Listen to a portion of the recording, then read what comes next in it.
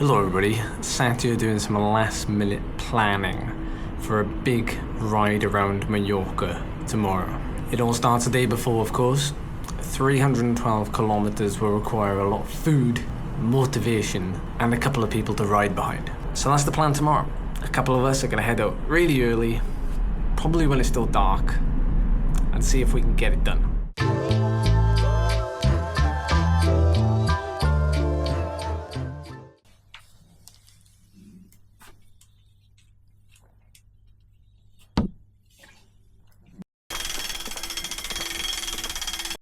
We got out the door 4:30 a.m. I know it was early, but we did have the idea to hopefully get back before sunset. And given this was November, well, we don't have much daylight hours to play with.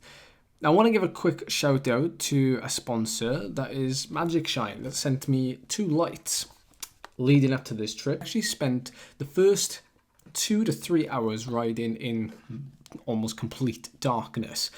And the front light, which has a maximum output of just over 1,000 lumens, was doing a good job of illuminating the tarmac in front of me. Actually, the See Me rear light has actually a radar system built in, and actually Bryn had the unfortunate task of riding behind me whenever a car approached and would get a face full of flash.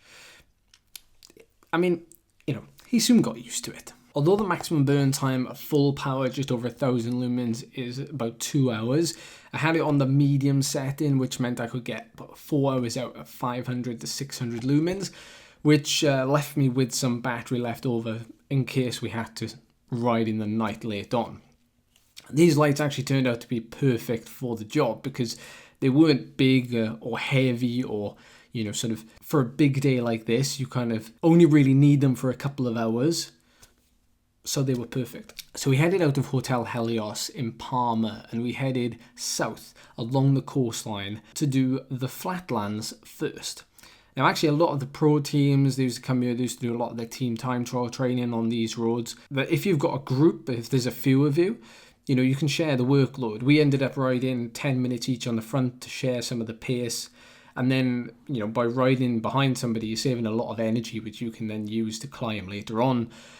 And we did think about making it more of a thing that, people were welcome to come along and ride with us, but the early start was a little bit antisocial, possibly. So in the end, just the 3 of us, myself, Bryn, and Louis, headed out to take on the flat roads together. So the first 100 kilometers we ticked off with relative ease, although it was quite boring staring at the back wheel in front of you and not being able to see anything around you as well. We averaged just over 30 kilometers per hour, but our average speed was gradually increasing. The wind coming off our right shoulder from the coastline, and we couldn't wait to get to Arta, which is where you take a left turn and you head towards Alcudia and Palença, which is where, the vast majority of cyclists come to stay when they come to the island. But now that I've stayed in Palma, and particularly at Hotel Helios, I would highly recommend trying and staying in that area, even if it's just once, and see how you like it. So first petrol station was open probably about 2.5 hours into the ride. Just as the sun came up, it was a perfect stop. Louis recommended it. Louis had been on the island numerous times, and he was kind of like our tour guide for the ride. He knew, the best times to jump into a petrol station if we needed it, like how far apart they were. And, I've been to the island a couple of times, but it's really useful when you have somebody that actually knows the island inside out. Yeah, actually, now I'm thinking about it, we have made pretty good time. Yeah, we have, yeah. We're only 20k from Arta. Which is then when we turn. And then we're only 30k from breakfast. 50k is all. Yeah. Pretty slow on the flat. Double caffeine. Gonna be pinging.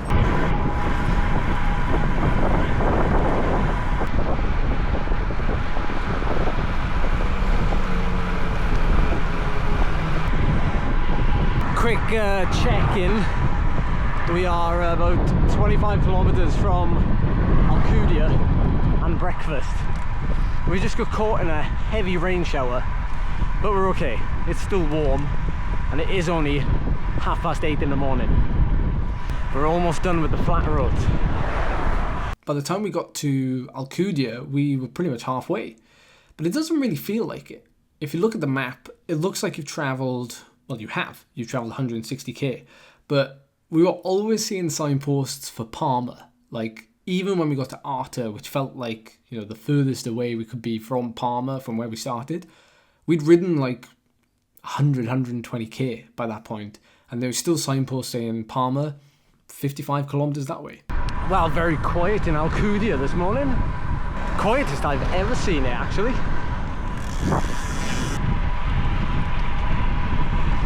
Oh, there's the famous shot that everybody knows.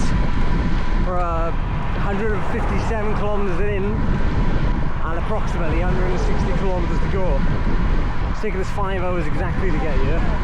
So our average speed has been decent, 31.2 kilometres an hour, but we have only climbed 1,000 metres. And we've got 3,000 metres left to climb, and we can start to see the mountains on our left. So the nutrition plan for the day was incredibly loose. Like the night before, we raided a local shop and we bought 2 packets of sweets, and I grabbed a handful of my Sturka 50-gram carb gels to go in my handlebar bag.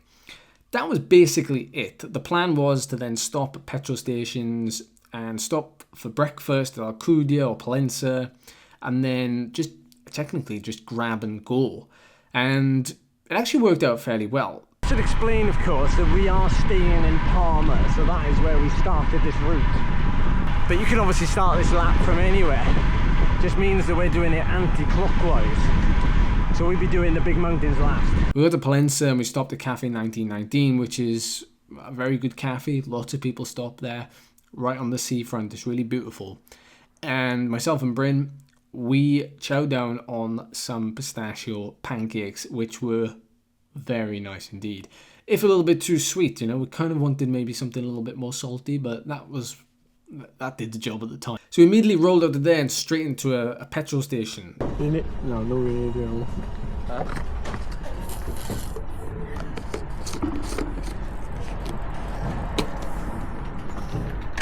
You don't need any more, I said.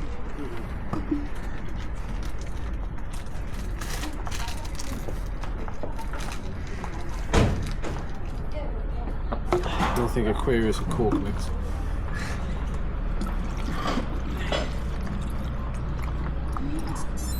No! And then, of course, we hit the climbs. And the MA10 is a beautiful road. You know, you climb out of Palencia, you get over past Sacalobra, paying homage to the sign, of course. And we got to the top of Saya, had a nice little view at the top on a nice clear day as it was.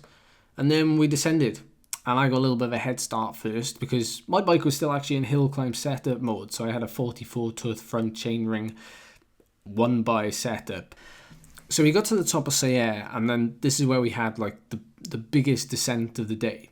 And we've been climbing for ages. You know, any of you who've ridden this section of road from Palencia to the top of Saya just before the descent, it feels like you're going uphill all day. The descent down into Soyer is one of the highlights. If you've ever done it, it's 15 kilometers of flowing, fairly shallow gradient. The only downside being that myself and Bryn were on slightly handicapped bikes in that we only had 1 by chainring.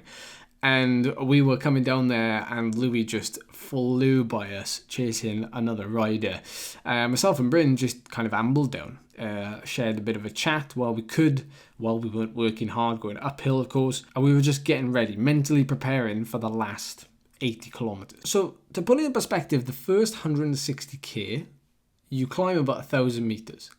And the final 160k, give or take, you climb about 3,000 meters. But in the last 80k alone, you climb just under 1,900 meters. You know, it's a beautiful coastal road, but there's lots of 4 to 6, 7 kilometer climbs in there that are just relentless. You feel like you're going like up, down, on a roller coaster the whole time.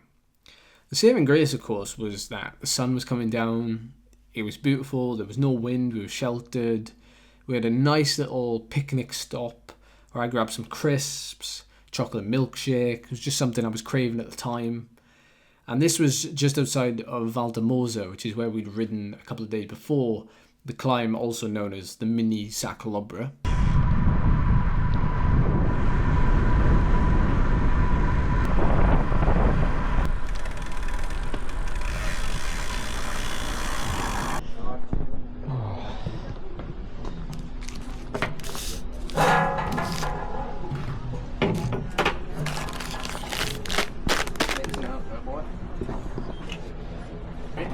I think we need to. 240k, 8.5 hours. 28.2 kilometers an hour. But hands down, the highlight of the day and potentially the highlight of the trip, and it's definitely one of the best rides I've done that I can think of, was this last 50 kilometers.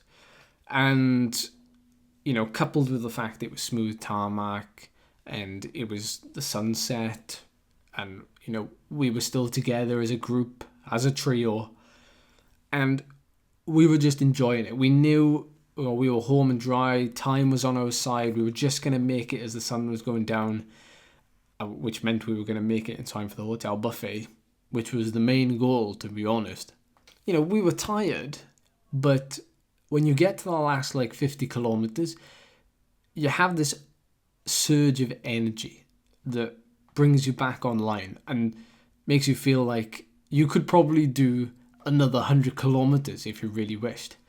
Bryn could maybe, because he can go all day and all night. 3 days he's actually done back to back without any sleep. But yeah, words cannot describe just how good that last bit of the ride was.